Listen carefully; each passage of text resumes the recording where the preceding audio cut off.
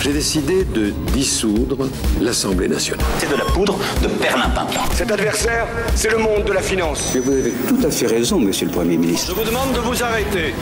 David Revaud-Dallon, ça reste entre nous. Bonjour, bienvenue, ravi de vous retrouver pour Ça reste entre nous, l'émission qui décrypte la politique avec les meilleurs éditorialistes. C'est tous les mercredis soirs sur Radio J, vous êtes bien assis chez vous et vous allez entendre le décryptage des dernières polémiques politiques sans langue de bois, sans off. C'est la seule règle ici, on balance tout, que ça vous agace ou que ça vous plaise. Alors on va parler évidemment d'Israël, de Ramallah, de la Jordanie et de l'Égypte parce que ce sont tous les pays où Emmanuel Macron s'est démultiplié au Proche-Orient. Pourquoi faire? Quel message? Et puis surtout, quel poids pèse encore la parole de la France?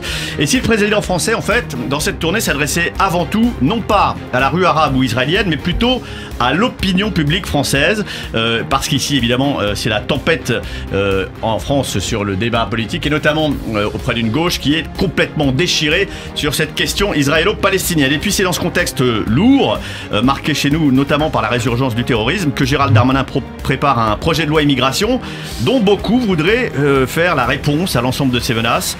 Peut-être au risque de tout mélanger. Je vous demanderai votre avis aussi sur ce projet de loi qui arrive. Et puis plus léger, on évoquera aussi peut-être en fin d'émission des rumeurs de remaniement, oui, parce qu'on aime aussi la poloche, ça reste entre nous, donc on s'en garde une petite tranche pour la fin de l'émission. Autour de la table, vous les entendez déjà s'esclaffer.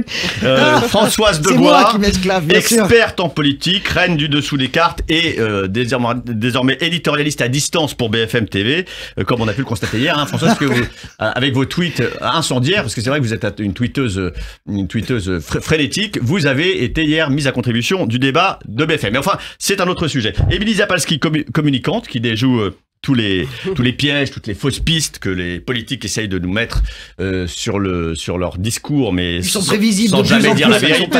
Et puis Michael Bloch, observateur impitoyable de la vie politique, ancien du JDD, que j'ai eu le plaisir de côtoyer et qui est en route vers de nouvelles aventures.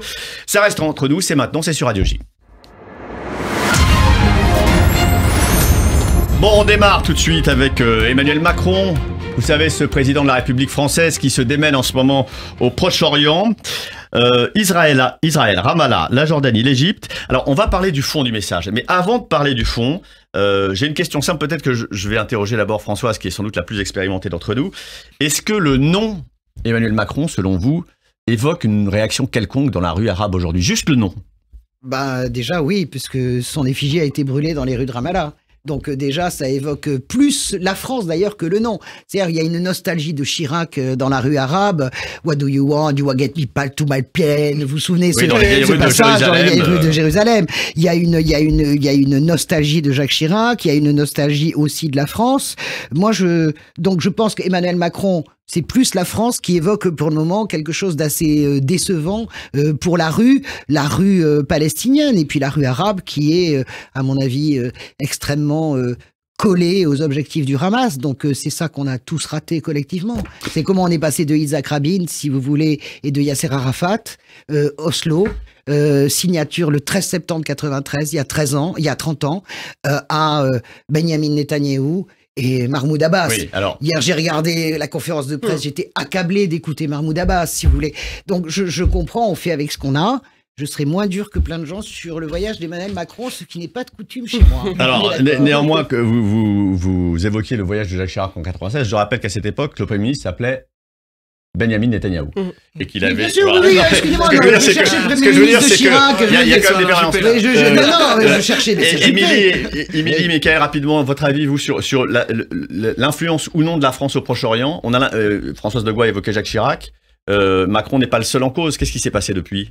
Je pense que déjà, l'influence, elle est à mesurer par rapport au temps de latence qu'a mis Emmanuel Macron pour venir justement dans ces territoires. Parce que probablement beaucoup de craintes sur le positionnement qui a été choisi français, de soutenir complètement Israël par rapport à l'acte de terrorisme contracté par le Hamas. Moi, je pense qu'il y a en effet beaucoup de faiblesses dans l'influence de la France depuis des années. Et il y a aussi beaucoup de faiblesses sur la définition vraiment du positionnement de la France. Et je pense que là, on est en plein grand écart en même temps et que c'est difficile pour les pays arabes de comprendre exactement comment on se positionne. Avant, c'était beaucoup plus clair. En tout cas, il me semble que c'était plus lisible. Maintenant, il y a des doutes et je suis pas sûre. Moi, je suis assez d'accord avec Françoise qu'il a réussi un espèce de en même temps. Mais sur le fond, on n'a pas de clarté beaucoup plus. Moi, j'ai l'impression qu'il n'y a pas de clarté et il n'y a pas beaucoup d'influence. Michael, est-ce que le fait que la France soit peut-être moins influente qu'autrefois, ne tient pas tant au fait que Emmanuel Macron y aille ou pas, mais au fait que la diplomatie, ça ne se construit pas juste en une crise, mais que c'est du long terme? Non, bien sûr. Après, Emmanuel Macron, c'est le seul dirigeant pour l'instant à avoir rencontré le président égyptien, le roi jordanien. Biden n'a pas pu le faire, on le sait, à cause de l'explosion qu'il y a eu à l'hôpital, qui avait été attribuée au départ à Israël, ce qui a enflammé la rue arabe, comme on dit. Mais Emmanuel Macron, l'influence de la France, il faut la comparer aux influences des autres pays. Je veux dire, est-ce que aujourd'hui, même les États-Unis, ils ont une influence sur la résolution du conflit au Proche-Orient? Pas vraiment. Pas vraiment. Les États-Unis soutiennent Israël militairement, mais est-ce qu'ils sont arrivés à faire qu'il y ait la paix entre les Israéliens et les Palestiniens? Non, mais simplement, ils pèsent tout de même, puisqu'ils ont de porte-avions, et on voit bien que les seuls qui sont capables de mettre un frein à ce conflit, en tout cas immédiatement, c'est quand même les Américains. Ils pèsent militairement, mais ils pèsent pas plus politiquement. Alors, on va y revenir politiquement, mais je voudrais encore une question sur la forme, justement. Encore une fois, Françoise Degois, vous qui êtes experte, parce qu'en diplomatie, tout compte, notamment les symboles, les gestes. Or, la première personne de l'État français qui s'est rendue en Israël, c'est Yaël Braun-Pivet, la présidente de l'Assemblée nationale, qui a parlé d'un soutien inconditionnel à Israël. Là encore, est-ce que vous pouvez m'expliquer la grammaire diplomatique macronienne? Il n'y en a pas eu, justement. C'est bien ça le problème. C'est-à-dire que je pense qu'Emmanuel Macron, le premier, a été bousculé, en réalité, par le déplacement de Yaël Braun-Pivet et les propos qu'elle a tenus. Pardon, Françoise, vous qui connaissez bien les institutions, je pense que Yaël Braun-Pivet informe l'Élysée qu'elle va aller là-bas, et l'Élysée dit, vas-y. Mais je pense que l'Élysée ne sait pas ce qu'elle va dire, surtout. Je pense qu'il y a un manque de maîtrise de la parole de Yaël Braun-Pivet. Moi, je ne veux pas dédouaner Emmanuel Macron sur cette affaire. Je pense que...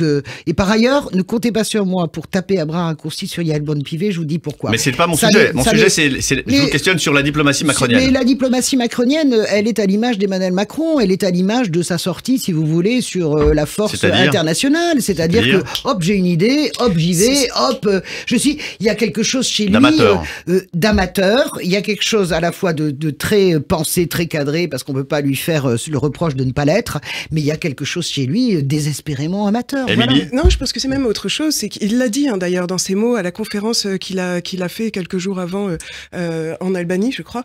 Il l'a dit. Je n'irai que s'il y a quelque chose à annoncer. C'est ça qu'il voulait. Il voulait encore être le sauveur, comme il a voulu l'être au Liban, comme il a voulu l'être dans beaucoup d'endroits. Il voulait qu'il y ait quelque chose à donner sur la désescalade, quelque chose à donner sur les questions humanitaires. Malheureusement, il a tellement attendu. Biden est allé Premier ministre. Il l'a dit lui-même. Il me faut un agenda utile. Et à mon avis, ça explique pourquoi il a annoncé... Je suis pas d'accord, juste une minute, ça explique pourquoi il a annoncé contre toute attente, y compris de l'Élysée, cette espèce de coalition. Alors justement, Émilie, je vous interromps. Avec le terrorisme. Il lui fallait quelque chose à donner, une annonce à faire. Ok, justement, malgré tout. Merci Émilie, justement, on va écouter cette annonce. S'il vous plaît, l'annonce du président Macron sur cette fameuse initiative. Nous qui avons été frappés si durement par ces mêmes groupes, voulons vous dire une chose simple. Vous n'êtes pas seul. C'est pourquoi la France est prête à ce que la coalition internationale contre Daesh, dans le cadre de laquelle nous sommes engagés pour notre opération en Irak et en Syrie, puisse lutter aussi contre le Hamas. Je propose à nos partenaires internationaux que nous puissions bâtir une coalition régionale et internationale pour lutter contre les groupes terroristes qui nous menacent tous. Alors, Michael Bloch, oui. Est-ce que ça veut dire qu'il faut que des soldats français ou des forces françaises participent à l'éradication du Hamas? Évidemment que non. Ah, bon, alors, qu'est-ce qu'il veut dire? Alors, parce que moi, j'ai pas compris, du coup. Moi, j'ai très bien compris, mais... Attendez, François, vous allez répondre. Michael. Il parle de partage de renseignements, de choses comme ça. Le problème de cette coalition contre l'État islamique, si on veut l'appliquer... Non, contre le Hamas. Si on veut l'appliquer contre le Hamas, c'est que il y a énormément d'États arabes qui participent à la coalition contre l'État islamique, y compris des États qui aujourd'hui n'ont pas forcément envie, comme le Qatar, d'éradiquer le Hamas. Donc c'est là où on voit que la proposition d'Emmanuel Macron ne marche pas. Après s'il peut y avoir effectivement des partages de renseignements et des choses comme ça peut être utile, mais en fait il a voulu montrer effectivement qu'il avait des propositions et une initiative politique à amener dans la région. Mais est-ce qu'elle est utile, est-ce qu'elle va vraiment servir? Pas forcément. Françoise, tout de suite, je vous donne la parole. Quand on annonce que quand on est président de la République, on arrive dans un théâtre aussi éruptif, après un drame absolument abominable, j'imagine que quand on fait ce genre de proposition, on l'a préparée en amont, qu'elle a été étayée, qu'elle a été échangée avec des partenaires. On lance pas cette idée comme ça en l'air, comme ça. Si, ça peut être. Ah, ça peut, c'est déjà arrivé. Sarkozy a fait des choses comme ça. François Hollande, n'en parlons pas. Non, mais là, je vous interroge sur Emmanuel Macron. Non, sur Emmanuel Macron, ça peut tout à fait arriver. Il a fait bosser, il a cravaché tous ses conseillers pour lui trouver des choses. Il a regardé, il a fait sa mayonnaise. Il s'est dit pourquoi pas. Moi, je trouve que la sévérité. Alors, c'est pas mon genre de défendre Macron, mais le délire hier des toutologues et des experts en expertise sur c'est nul, ça sert à rien, ce voyage est nul. Je suis pas d'accord. Mais là-dessus, je ne suis pas d'accord. Parce que la France, la seule chose qui lui reste un peu, à part un siège au Conseil de sécurité de l'ONU, c'est la capacité à parler au monde arabe.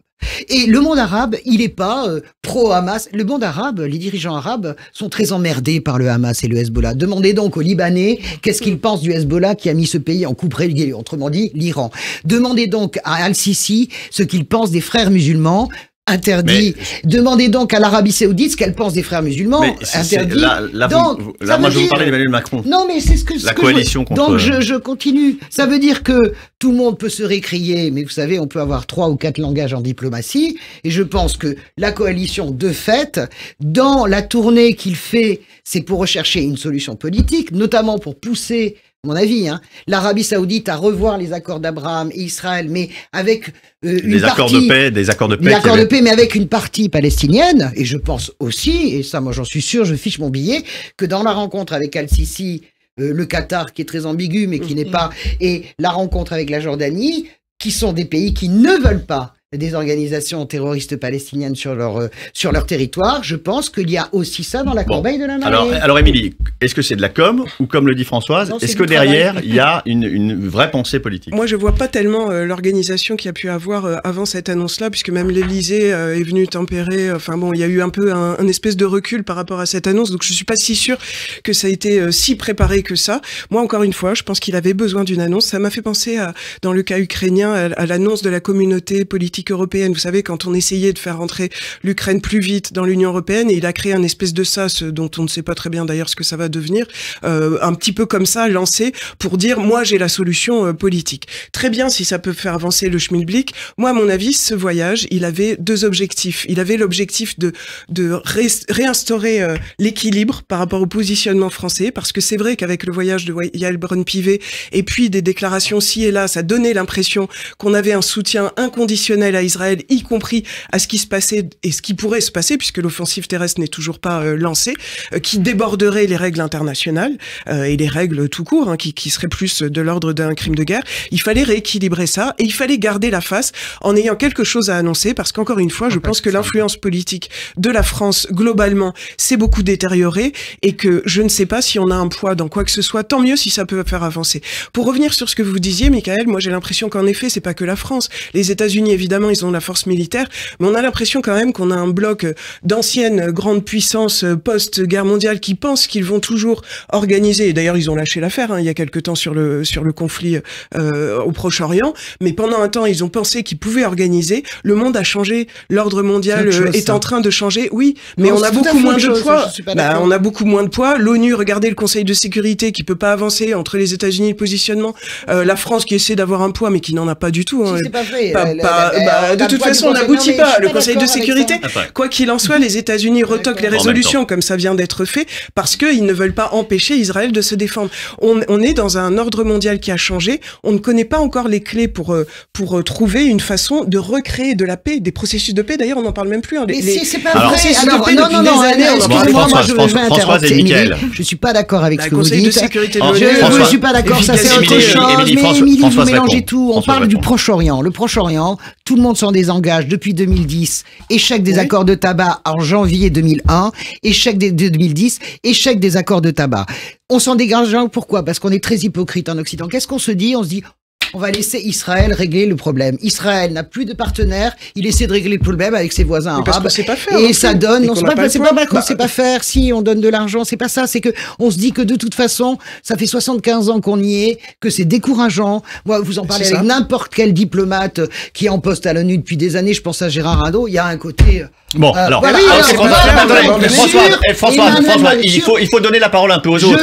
On n'est pas juste dans l'émission de Françoise Debois. Non, mais je suis d'accord. Parce que là, votre temps de parole, vous l'avez explosé. Donc, on y revient. François, je veux dire que c'est faux quand Émilie dit qu'on n'a pas posé des actes politiques. Mais c'est pas vrai. Hier, on a recommencé avec les deux États. Cessez le feu. Vous n'êtes pas n'aboutissent pas. Cessez le feu. Vous n'êtes pas d'accord. Vous avez le droit de ne pas être d'accord. Les auditeurs de Radio J choisiront leur parti. Donc, Michael, qui a été très sage. Pardon, auditeur. Françoise. Oui. Hein, moustache. Oui. Michael. Oui, non, je voulais dire deux choses.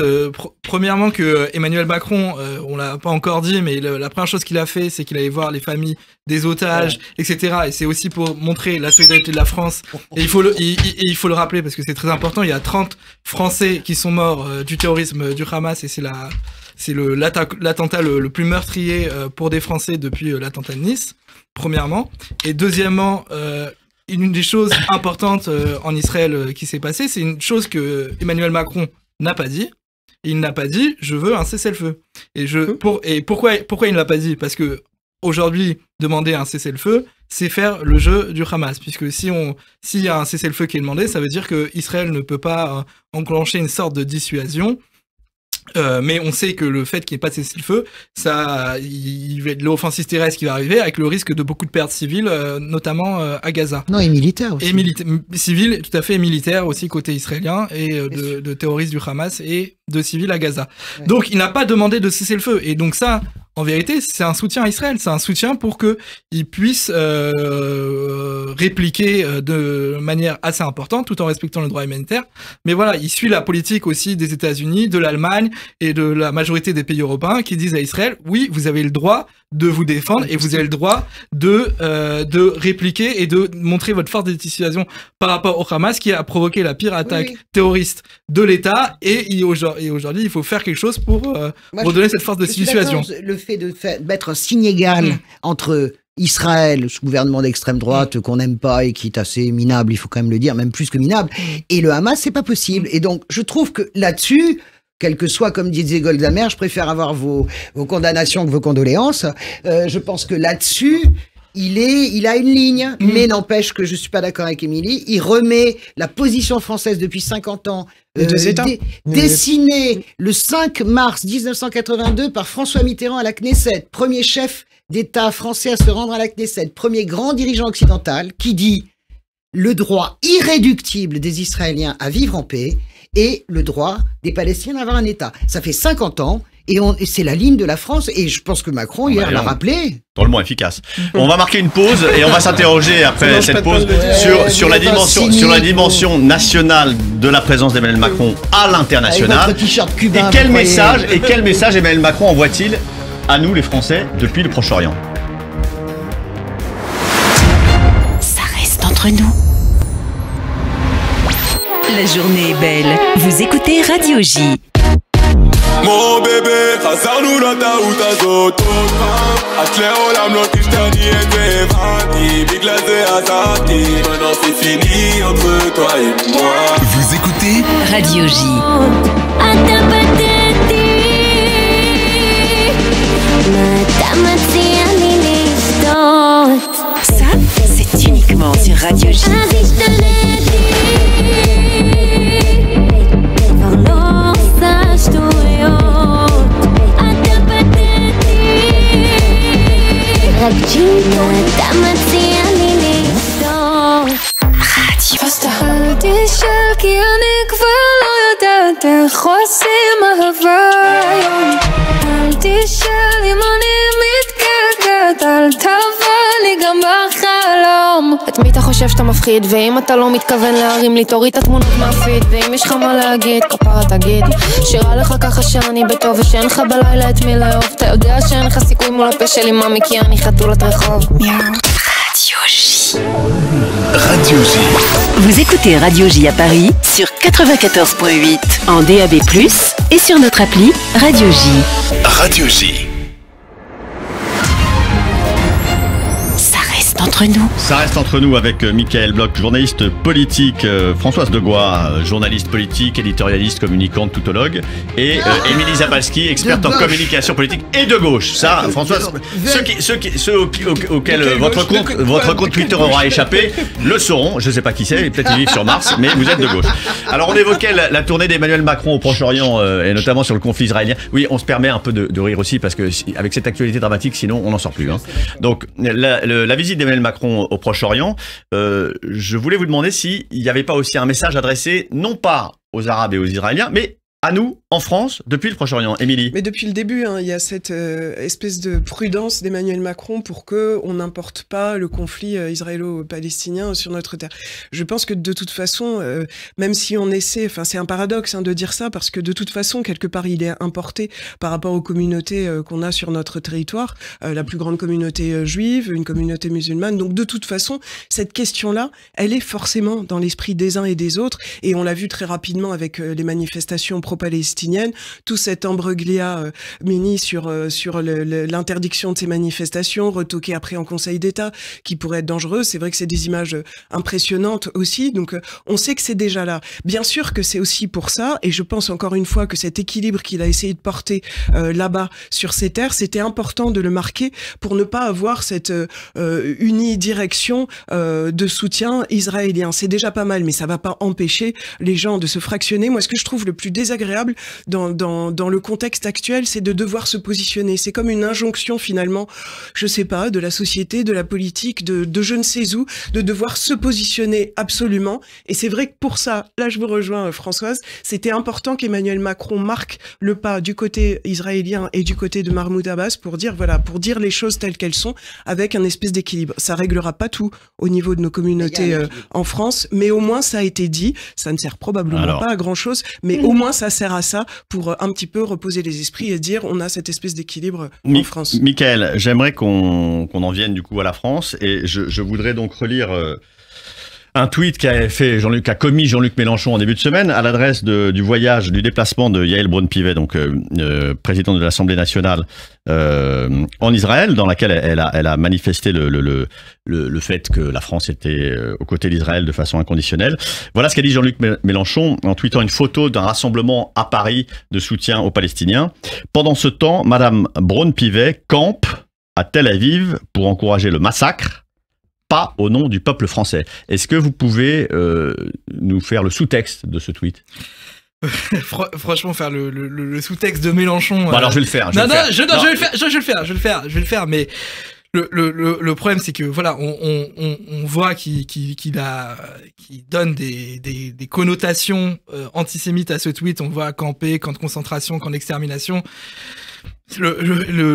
Dire que Braun-Pivet encourage le massacre alors qu'elle ne le fait pas du tout, en fait c'est insupportable. Mais moi ce que j'ai envie de vous dire, Antonin, et aux auditeurs de Radio J, c'est que vous avez vu la réaction de Yael Braun-Pivet sur France Inter avec énormément d'émotions et de choses comme ça. Mais en fait c'est l'émotion aujourd'hui de beaucoup de juifs français qui sont aujourd'hui extrêmement mal à chaque fois qu'ils entendent Mélenchon ou quelqu'un de la France insoumise, type Mathilde Panot, etc., parler, et à quel point ils ne ressentent pas d'empathie pour les victimes du pogrom qui a eu lieu en Israël, mais surtout d'empathie pour des personnes qui sont en train de subir un antisémitisme qui est effréné. En 2 semaines, il y a eu plus d'actes antisémites en France qu'en un an. Je l'ai dit ici sur cette antenne, mais je le redis, les juifs français aujourd'hui ont peur. Et le problème de la France insoumise, c'est que ils ne comprennent pas ils vont voir toutes les minorités et ils disent c'est aux minorités, dites-nous en quoi vous vous sentez discriminé, en quoi vous sentez qu'il y a des problèmes de racisme, etc. Et c'est très bien. Mais sur les juifs français, jamais.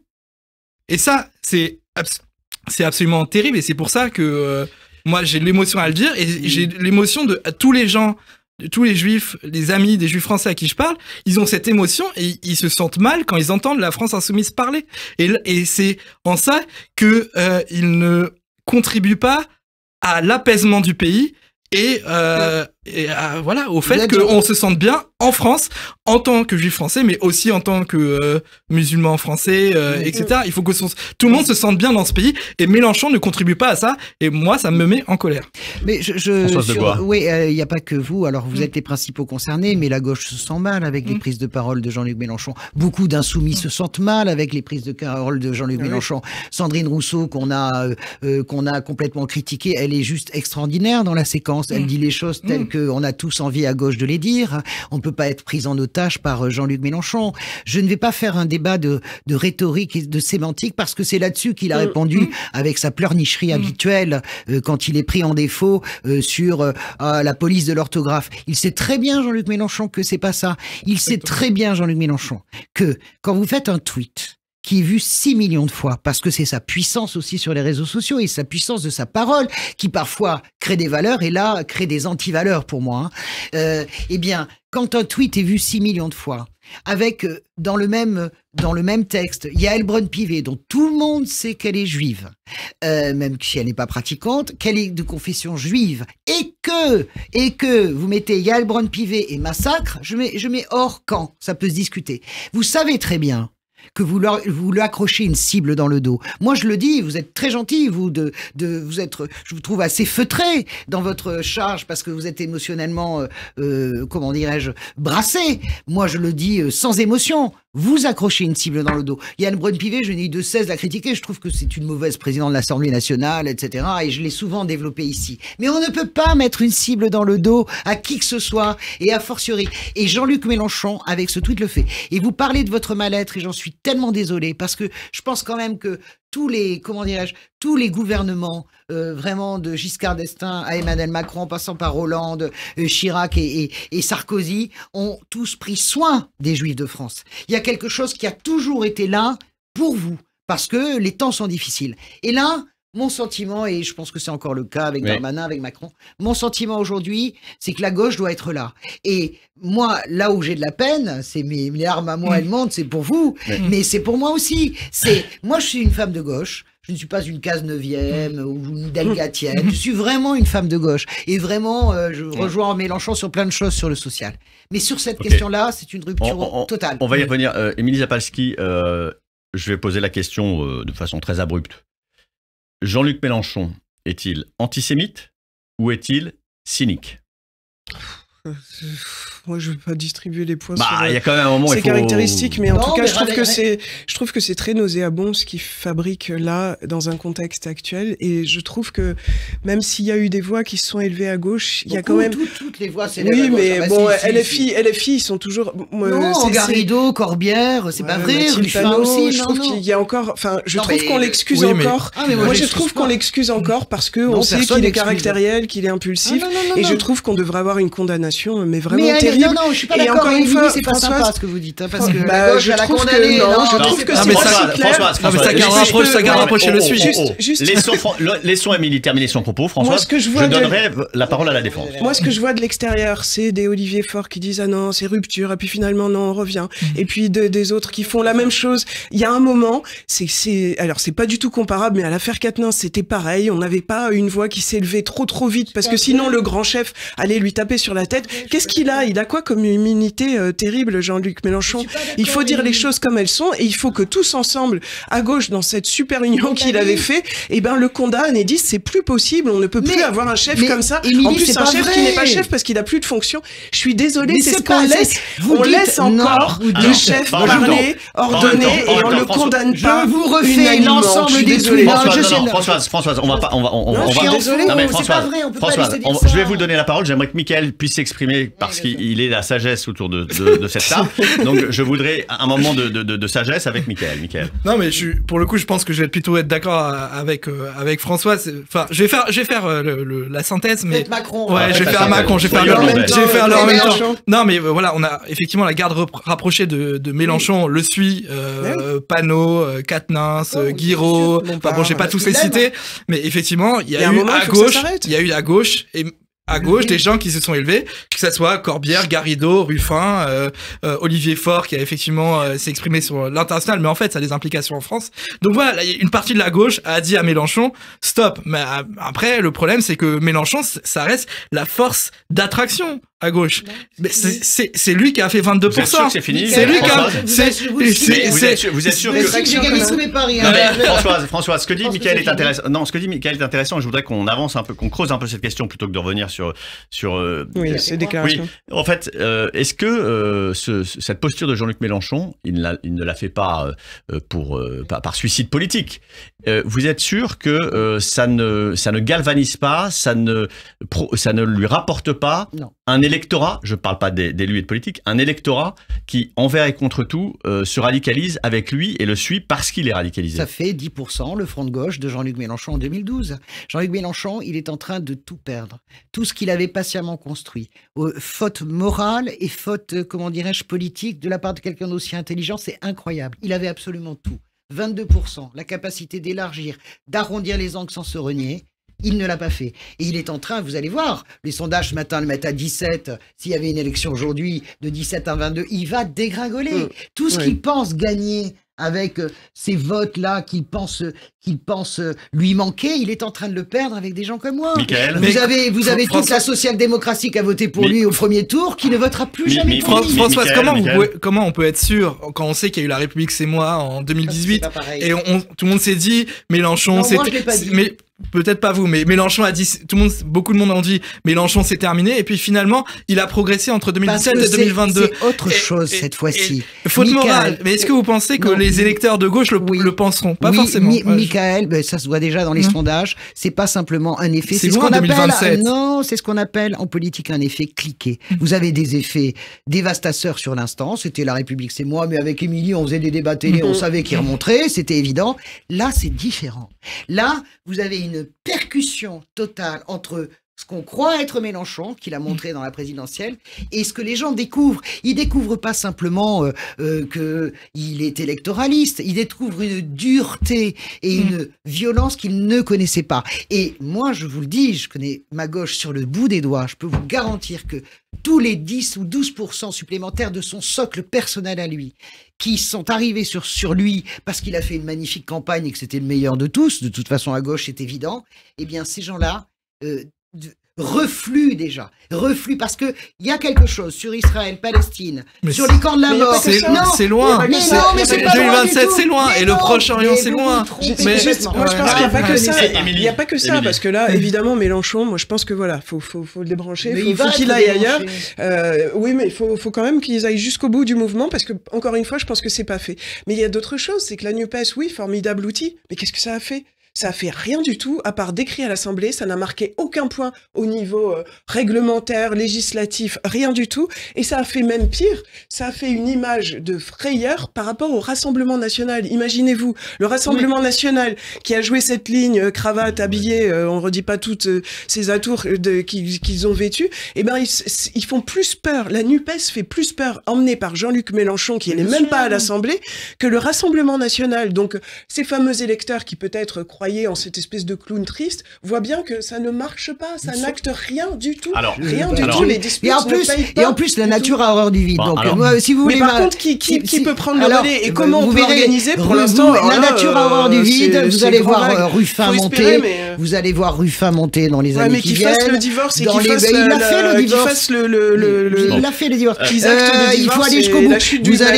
Vous allez voir. Moi, je fais partie des gens qui pensent que 2027, il y aura peut-être même pas Marine Le Pen et Mélenchon dans le casting, qu'il y aura du Bardella, du Attal et du Ruffin. Déjà qu'ils achèvent le maître. Néanmoins, Françoise, vous qui connaissez Mélenchon comme personne, il a été secrétaire d'État sous Lionel Jospin, il a été plus jeune sénateur dans les années 80. Enfin, c'est quand même quelqu'un qui est structuré, qui est très intelligent. Alors, je disais ici il y a 15 jours que, par provocation, que peut-être il faudrait faire une expertise psychiatrique de Jean-Luc Mélenchon. Alors à l'époque c'était de la provocation, je me demande si médicalement aujourd'hui la question se pose pas. Mais de deux choses l'une, soit il est fou, soit il cherche la violence, le chaos, la guerre civile, l'affrontement. Qu'est-ce qu'il cherche alors? C'est quoi son but? Vous trompez. D'abord, je vous dis que Jean-Luc Mélenchon n'est pas antisémite, vraiment. Alors, pour l'avoir côtoyé, et puis tous les journalistes le savent très bien, il n'est pas antisémite. Jean-Luc Mélenchon, il y a deux choses dans ce qui est en train de se passer. Françoise, pardonnez-moi, mais il utilise exactement les mêmes termes, bien sûr.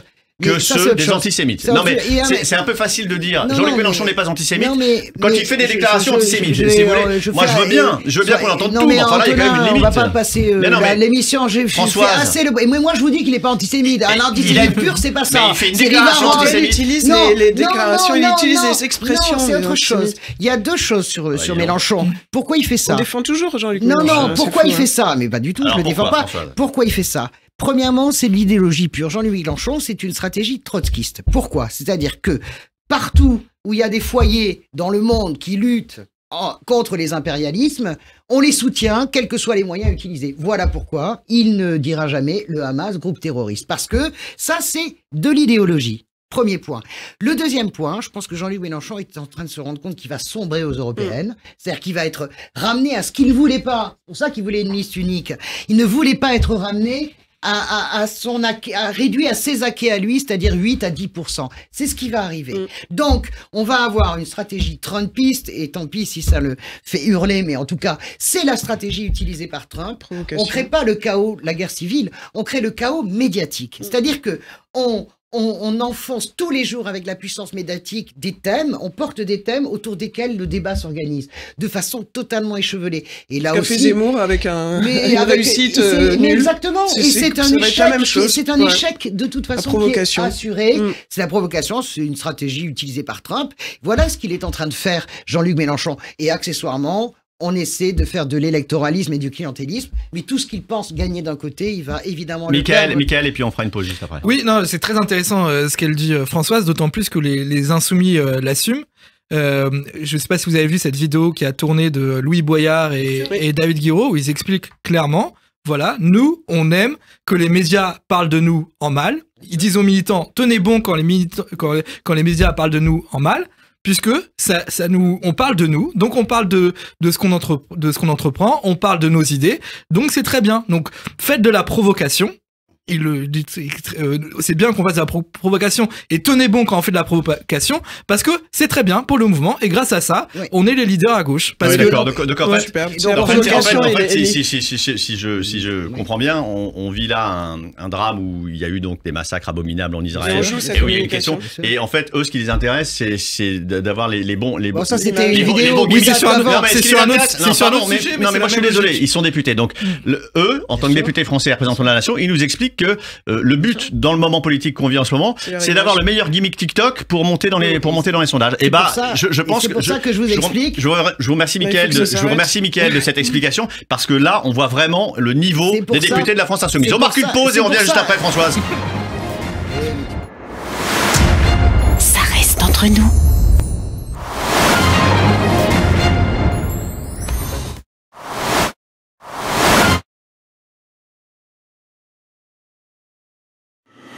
Ça, c'est uniquement sur Radio J. Radio J. Radio J.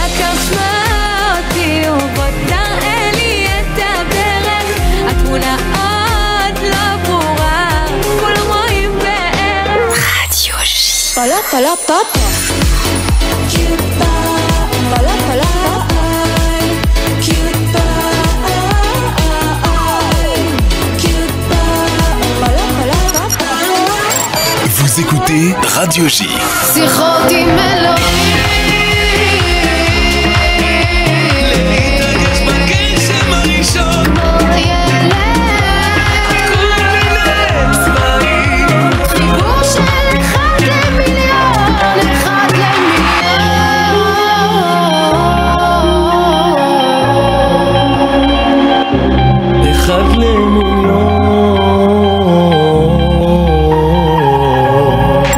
Radio J. Radio J.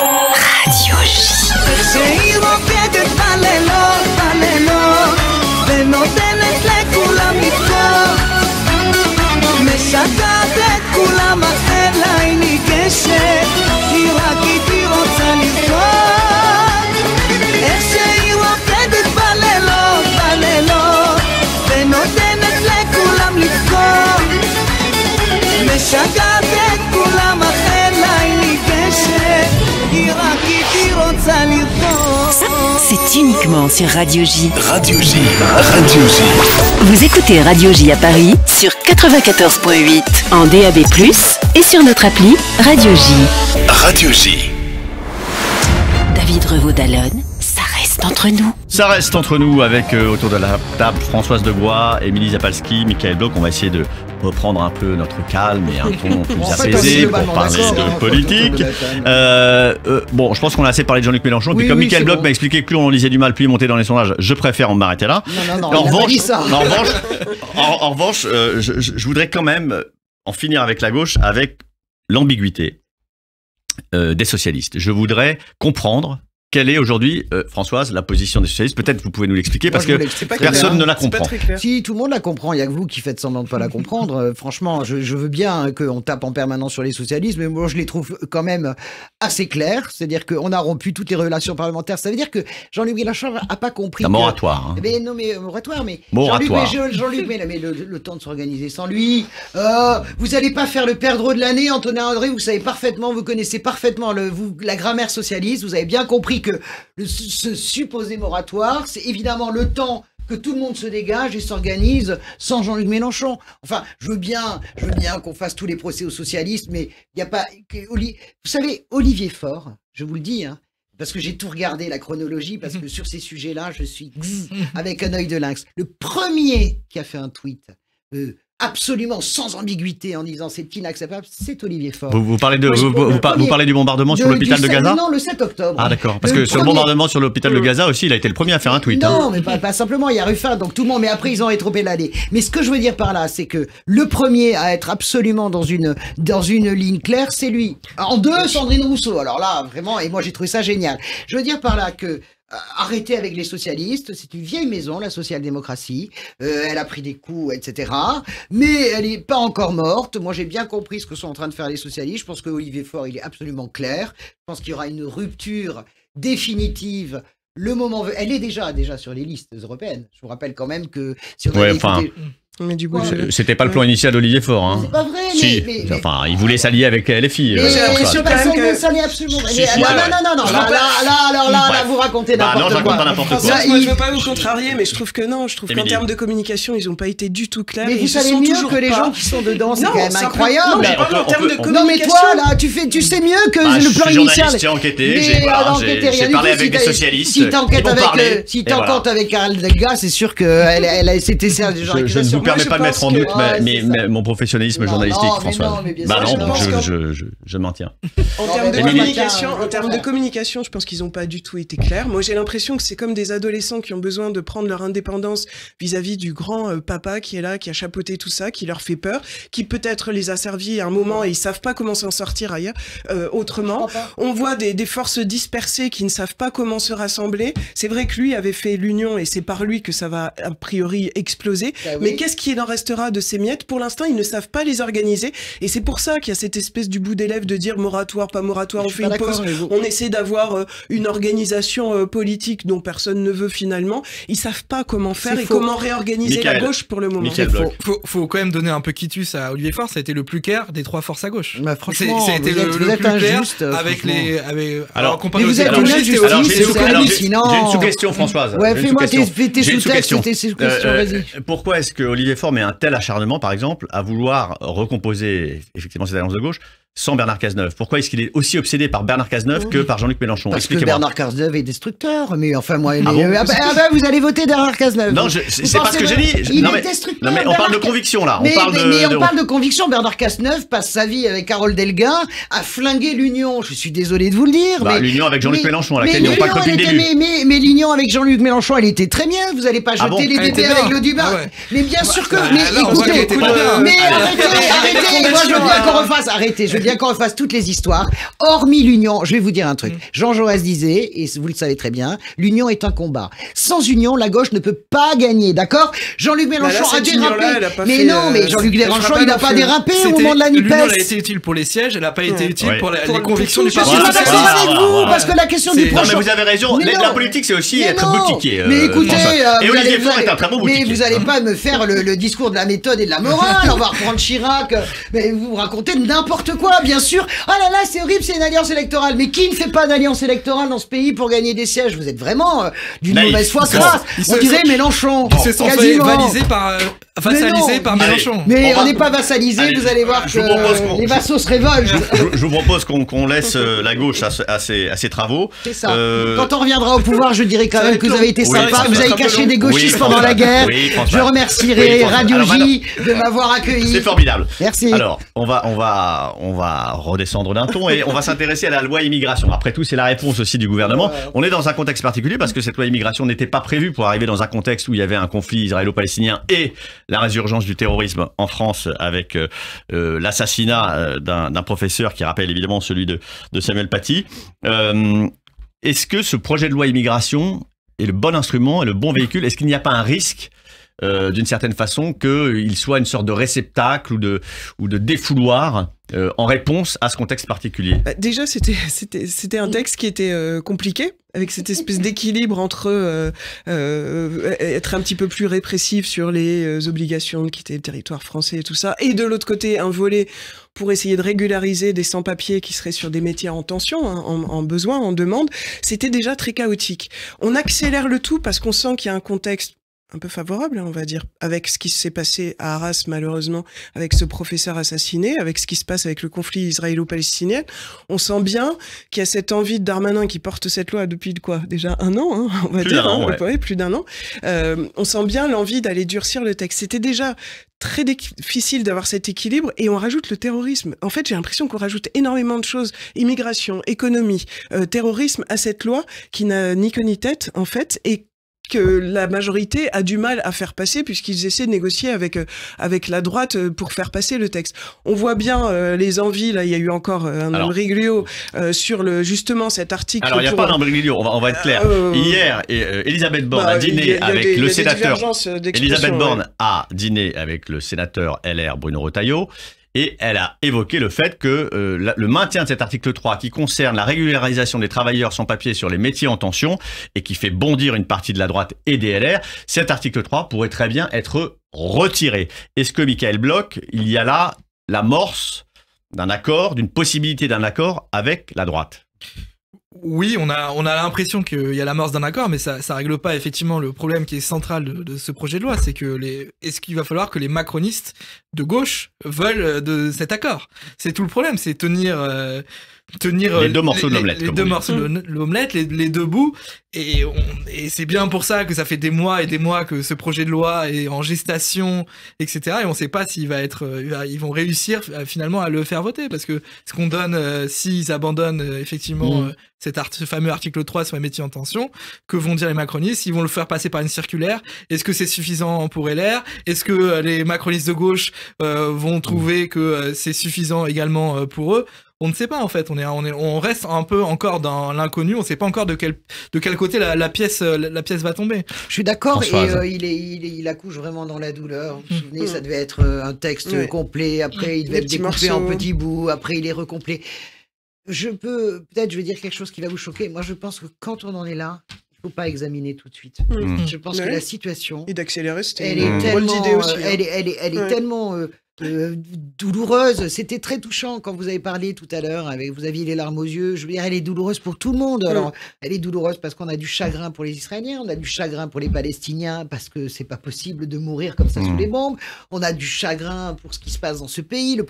Donc, est-ce que dans ce tableau général, est-ce que c'est vraiment la sagesse, franchement, on va se payer encore les hurlements de la France insoumise sur le génocide, ce que j'ai lu sur le tweet de David Guiraud, c'est insupportable, le génocide ethnique en cours, le nettoyage ethnique en cours à Gaza, je peux pas, on va avoir droit à ça, on va avoir droit, je crois, moi je serai Emmanuel Macron, enfin bien sûr qu'officiellement il n'a pas ce pouvoir-là, mais j'enlèverai l'examen de ce texte, je le reporterai. Enfin, je sais pas ce que vous en pensez. La sagesse, oui, pourquoi pas. C'est vrai qu'on a. Alors que c'était le choix inverse. C'est vrai que ce serait peut-être le meilleur moyen de faire redescendre la. Oui, mais vous vous rendez compte que c'est pas du tout le sens. Oui, parce mais peut-être faut-il tenir compte des circonstances, comme le dit Françoise. Non, mais il faut voir aussi ce que le gouvernement et ce que Darmanin porte, puisque lui, au contraire, a voulu accélérer et s'est dit que quelque part. C'est une erreur. Mais moi, je pense que c'est une erreur terrible. Parce qu'il pense à sa carrière personnelle, il fait n'importe quoi. Bien sûr, mais c'est pas ça qui raconte n'importe quoi sur Benzema. Des billes de plus en termes d'image. Il raconte n'importe quoi sur Benzema. se lance dans des trucs pas Michael, possibles. un dernier mot, et puis après on fera un peu plus de poloche légère. C'est sûr qu'il a raconté n'importe quoi sur Benzema, mais moi, je suis pas sûr il faut qu'on avance. C'est la vie, malheureusement, il y a eu ce qu'il y a eu, mais il faut que, voilà, si le gouvernement considère que ça permettra d'avoir des dispositions qui sont utiles pour lutter contre le terrorisme. Oui, sérieux, Michael, vous n'êtes pas d'accord qu'on a déjà un nombre incalculable de dispositions? On est quasiment en état d'urgence permanent, on n'a même plus besoin de donner l'état d'urgence, on peut faire des perquises comme on veut. Sérieux, non? Mais moi, j'ai du chagrin et j'ai de l'émotion, surtout pour l'état de la France, parce que je parle en tant, effectivement, que juif français et de porte-parole aussi de nombreux juifs français qui sont inquiets, mais je pense aussi, voilà, aux musulmans français. Moi, j'ai pas envie de vivre dans un état de guerre en France. J'ai pas envie d'importer le conflit israélo-palestinien en France. Qui sont assimilés au Hamas, c'est vraiment, honnêtement, je veux dire. Oui, est-ce que le texte, avec ce contexte à la fois de terrorisme et de conflit, c'est pas possible d'aborder ces sujets-là parce qu'on fait des courts-circuits entre immigration terrorisme, entre immigration insécurité, et c'est nauséabond. Je pense que moi je suis d'accord avec François, c'est pas du tout le bon moment. On sait que l'immigration c'est un sujet qui est explosif. Avec ce contexte-là, c'est encore pire. On n'aura pas de discussion apaisée. On est comme rangé dans des camps à discuter. Non, mais le problème c'est pas d'avoir un projet de loi, c'est d'avoir une classe politique qui est médiocre et qui n'est pas là pour apaiser les choses, mais pour tout conflictualiser. Et le premier, y compris le RN, et le RN, et aussi LFI, et voilà, c'est ça le problème. Après, le problème, c'est qu'on a un problème de calendrier, c'est-à-dire que l'immigration va devenir le sujet de la campagne des Européennes. Là, c'est un sujet plus long terme. Ok. Je vous propose d'être un peu plus léger pour terminer cette émission. Il se trouve que j'ai croisé la semaine dernière quelqu'un qui travaille avec Yael Braun-Pivet à la présidence de l'Assemblée nationale, qui me dit, c'est marrant, Richard Ferrand, l'ancien président de l'Assemblée nationale, revient un peu partout, il voit des députés, il voit des journalistes et il annonce que en janvier il faudra un nouveau souffle et que finalement la question d'Elisabeth Borne à Matignon se repose en janvier parce que le président aurait envie d'un nouvel élan. Alors, est-ce que un remaniement en janvier vous paraît être... Je suis désolé, on passe un petit peu du tragique à la légèreté, mais c'est aussi ça la politique, Françoise. Est-ce que Elisabeth Borne s'est sauvée en juillet, peut chuter en hiver? Oui, après, elle est quand même entourée de gens qui la détestent copieusement. C'est même pas qu'il la déteste, il la méprise. Donc c'est encore pire. Je pense qu'il vaut mieux être détesté que méprisé. Je crois, et encore une fois, dans ce chaos général, est-ce que vous pensez vraiment que changer la tête de gondole à Matignon peut changer quelque chose? Ou alors, là, Antonin, là où je vous suis, c'est si vous faites un véritable gouvernement de coalition, ce à quoi c'est toujours refusé Emmanuel Macron, c'est-à-dire que dans le cadeau de la mariée, il y a « tu me soutiens sur la loi immigration ». Et je fais rentrer des ministres dans mon futur gouvernement et je deviens une grosse coalition. Et une sorte de gouvernement d'union nationale. Voilà. Moi, je pense que, en effet, s'il n'y a rien à annoncer sur une direction nouvelle à prendre au niveau politique, il n'y a pas de raison de changer. Moi, je trouve que cette Elisabeth Borne, qu'on a beaucoup critiquée au départ, technocrate et tout, elle arrive quand même à faire ce qu'elle peut. Elle tient bon, elle fait pas d'ombre à Emmanuel Macron, ce qui est quelque chose d'important à ses yeux. Moi, je vois pas pourquoi il changerait en janvier. Gouvernement d'union nationale et de coalition avec la droite. C'est-à-dire qu'en gros, on fait rentrer la droite. Oui, mais il y a plus de en même temps et je suis pas sûr qu'ils arrivent là-dessus. De toute façon, dans les faits, il y a plus de en même temps. Dans les faits, il y a plus de en même temps, mais il n'y a pas officiellement Emmanuel Macron qui l'a accordé. Michael Bloch, est-ce qu'un changement de gouvernement et voire rebattre les cartes, pourquoi pas, comme le dit François, aurait un sens aujourd'hui? Oui, je pense que oui, si on rebat les cartes. Moi, je pense aussi que Elisabeth Borne, honnêtement, comme elle dit Émilie, elle ne démérite pas. Oui, elle ne démérite pas, c'est effectivement une bonne technicienne. Je pense que son souci principal, c'est que elle l'imprime pas assez. Mais pourquoi elle l'imprime pas assez? Je pense qu'elle a une histoire personnelle extrêmement compliquée avec, je vais pas rentrer dans la psychologie de comptoir, mais avec le suicide de son père, une histoire juive compliquée avec le fait que son père a été déporté aussi dans les camps, etc. Et c'est une part d'elle-même qui en elle et dont elle a par exemple très peu envie de parler. Elle a jamais fendu son armure. En fait. Voilà, et il faut qu'elle se protège un peu. Elle se protège de ses émotions. Mais quand on est Premier ministre, il faut aller au-delà. C'est pour ça qu'elle s'est un peu enfermée dans son rôle de technicienne, je pense. parce qu'elle n'a pas envie de sortir de cette protection, de fendre l'armure. Mais on a envie de plus à découvrir, et je pense qu'il y a beaucoup de choses à découvrir d'intéressant qu'elle pourrait exprimer. Moi, j'entends ce que vous dites, c'est vrai, vous avez raison, mais quand vous avez l'ombre portée d'Emmanuel Macron, de toute façon, plus prosaïquement, je suis d'accord sur le portée psychologique que vous faites, je l'ai bien connue, moi, elle était directrice de CAP de Ségolène, donc je connais bien Elisabeth Borne, je suis d'accord avec ce que vous dites, et après, quand vous avez le chef qui se réserve toutes les bonnes annonces et que il laisse au four et au moulin et mouliner son Premier ministre, voilà, c'est la réalité, elle est collaboratrice d'Emmanuel Macron. En même temps, mais François, vous le savez plus que personne, la politique, c'est l'humain avant tout. Quand vous racontez un peu ce qui s'est passé en 2017 entre Ségolène Royal et François Hollande, mais Elisabeth, on a vu avec Yael Braun-Pivet ce qu'elle a dit sur France Inter, l'émotion qu'elle a ressentie. En fait, c'est important. C'est important de montrer autre chose. Mais c'est important de montrer autre chose, mais à un moment donné, c'est jamais là où vous pensez. Antonin et moi, on a fait beaucoup de campagnes présidentielles, au moins 2, et plus une, moi, que j'ai fabriquée, avec d'autres, bien sûr. Et on sait très bien, on peut vous dire ici, vous le savez parfaitement, mais on vous le dit parce qu'on l'a vécu, on ne sait jamais comment tourne une campagne. On ne sait jamais pourquoi, quel est l'élément qui fait que, d'un seul coup, l'opinion change de regard sur quelqu'un. Voilà, on n'avait pas prévu la baffe de Bayrou, par exemple, à Strasbourg, quand il met la claque au môme qui veut lui piquer son larfeuille. Et on ne sait pas pourquoi, à un moment donné, les choses changent. Je suis pas sûr que l'exercice personnel changerait quelque chose. Il y a autre chose chez Elisabeth Borne, c'est qu'on ne sait pas au niveau politique, parce qu'elle est en effet très technocrate et très obéissante quand même. Regardez sur la loi immigration, c'est quand même quelqu'un qui vient de la gauche, qui va être capable de rogner un article qui est quand même plutôt pour satisfaire la gauche. Mais non, mais il y a peut-être un petit calcul qui consiste à couper l'herbe sous le pied de Gérald Darmanin. Oui, mais c'est de l'opportunisme.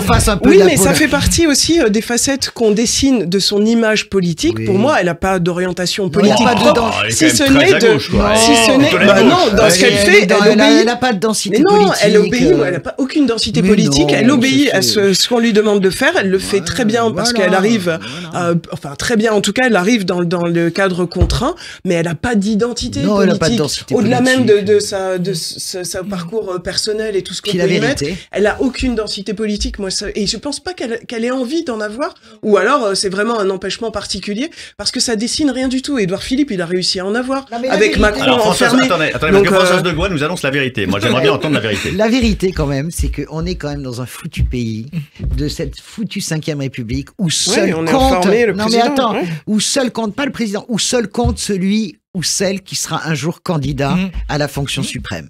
Quand vous êtes dans ce pays, vous êtes une personne à peu près normale, qui bosse beaucoup.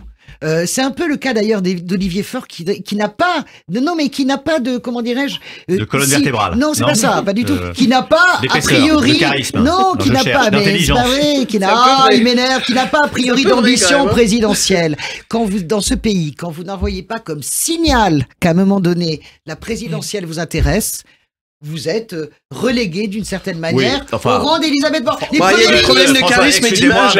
Nicolas Dupont-Aignan l'a annoncé plusieurs fois, ça n'a pas tellement changé le regard sur lui. Mais en tout cas, ça change. En tout cas, il a une présence, il existe complètement. Je suis désolé. Tous les premiers ministres, comment dirais-je, qui sont sortis de l'ombre et de ce côté techno, c'est tous les premiers ministres qui ont laissé passer le message de un jour, moi aussi, je veux être président. Pour le reste, sinon ça marche pas. C'est pareil pour les élus, c'est pareil pour les chefs de parti. C'est le cas, y compris pour l'actuel président de la RATP. Jean Castex, qu'on oublie un peu vite, mais certains disent, vous savez, après un hyper président comme Macron, le temps est venu d'un président normal. Je sais pas si ça vous rappelle quelque chose.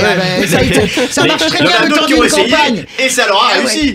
Ça marche très bien le temps d'une campagne. C'est un coup de génie d'ailleurs de Robert Zarader, on le salue ici. Mais bonjour, après le résultat, dans la famille, j'ai tout gâché. Je pense que le champion du monde, c'est François. Bon, écoutez, en tout cas, c'était un plaisir de partager cette heure de débat avec vous. C'est pénible, mais ça va très bien. Vous êtes très intelligent. J'espère que les auditeurs ont réussi à suivre et surtout qu'ils se feront un avis, parce qu'on a le droit de pas être d'accord. Oui, mais pour autant, on s'aime bien et la démocratie, c'est aussi de ne pas être d'accord et d'être enthousiaste et de chercher là. Et en fait, on est tous d'accord pour taper sur je suis pas sûr. En tout cas, je vous propose de retrouver David Revaud-Dallon la semaine prochaine ici même pour Ça reste entre nous. D'ici là, passez une bonne semaine et surtout, soyez prudents. J'ai décidé de dissoudre l'Assemblée nationale. C'est de la poudre de perlimpinpin. Cet adversaire, c'est le monde de la finance. Et vous avez tout à fait raison, monsieur le Premier ministre. Je vous demande de vous arrêter. David Revaud-Dallon, ça reste entre nous.